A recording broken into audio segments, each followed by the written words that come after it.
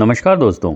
आज हम एक ऐसी जगह घूमेंगे जहां प्रदेश संस्कृति और विरासत को समेटे हुए आपको हमारे ग्रामीण अंचल का एहसास होगा।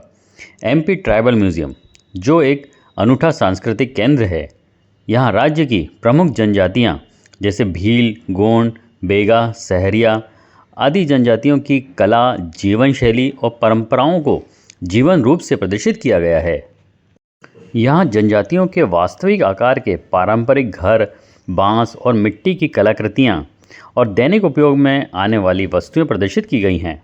इन सभी जनजातियों के सांस्कृतिक तथा सामाजिक परिदृश्य को चित्रों, प्रदर्शन और कलाकृतियों द्वारा अत्यंत प्रभावी ढंग से इस संग्रहालय में प्रदर्शित किया गया है।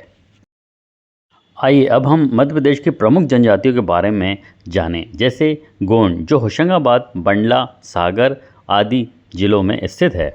भील जो मुख्यतः झाबुआ, धार, बड़वानी, खरगोन और रतलाम जिलों में निवास करती है। भील अपने आप को वाल्मीकि एवं एकलव्य का वंशज मानते हैं। इसकी कई उपजातियां हैं जैसे भिलाला, पट्टी, बारेला, राठिया आदि। टंटिया भील भारत के स्वतंत्रता संग्राम के उल्लेखनीय स्वतंत्रता संग्राम सेनानी है जो इसी जनजाति से आते हैं।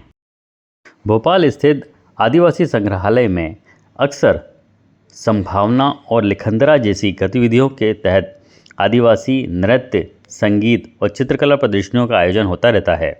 परिसर में ही हैंडीक्राफ्ट की खरीदारी के लिए एक दुकान चिन्हारी नाम से और एक कैफेटेरिया भी उपलब्ध है।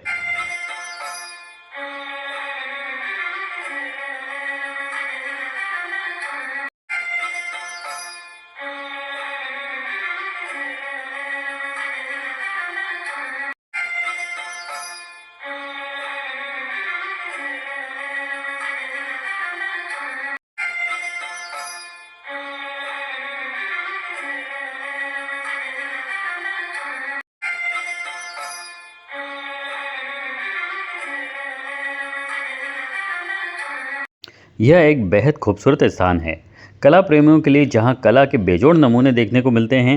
हमें अपने आदिवासियों और ग्रामीणों के जीवन को समझने का मौका मिलता है। मिट्टी के चूल्हे, बर्तन, लकड़ी के बने बाजे, चित्रकारी से सजे रंग बिरंगे घर और भी बहुत कुछ देखने को मिलता है। यहाँ पर एक जगह आपको आदिवासियों द्वारा पूजे जाने वाले देवता और उनसे जुड़ी हुई वस्तुएं बड़े ही प्रभावी ढंग से दिखाई गई हैं। विशेषकर बड़े बड़े मुखौटे, लाइट इफ़ेक्ट्स और अनोखी सजावट के कारण यहाँ पर थोड़ा सा डरावना भी लगता है।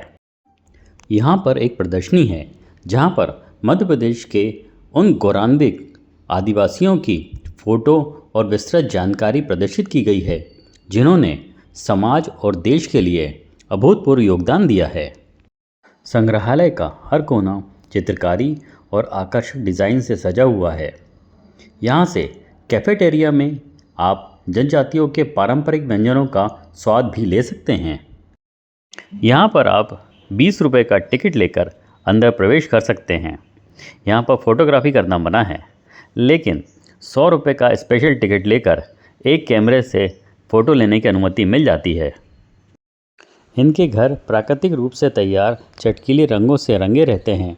घरों के अंदर मिट्टी का चूल्हा, लकड़ी और बांस के बने हुए बर्तन रखे रहते हैं। कुछ आदिवासियों के घर में मजबूत लकड़ी से बना फर्स्ट फ्लोर भी होता है। विशेष लकड़ी की सीढ़ियों से चढ़कर आप ऊपर आ जा सकते हैं। ये प्रथम तल पूर्ण रूप से लकड़ी का ही बना रहता है। यहाँ पर एक छोटी सी खिड़की भी रहती है जहाँ से रोशनी की किरणें घर को प्राकृतिक रूप से रोशन करती रहती हैं। गलियारे में से जाते हुए ऐसा लगता है कि हम किसी और रंग बिरंगी दुनिया में आ गए हैं। आदिवासियों के घरों का पूरा स्ट्रक्चर इस प्रकार से तैयार किया गया है कि हम उनके जीवन से जुड़े हर पहलू से रूबरू हो जाते हैं।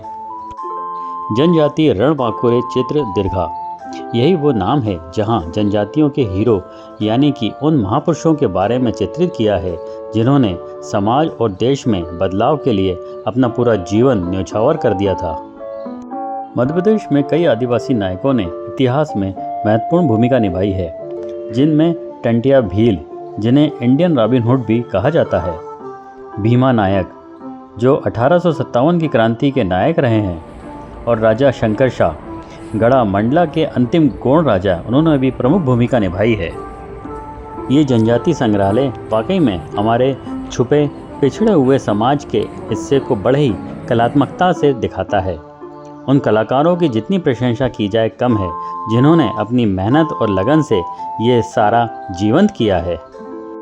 लाइक और कमेंट्स करना न भूलें। यदि आप मेरे चैनल पर नए हैं तो इसी तरह के रोचक वीडियो देखने के लिए मेरा चैनल अवश्य सब्सक्राइब करें। आप सभी का बहुत बहुत धन्यवाद।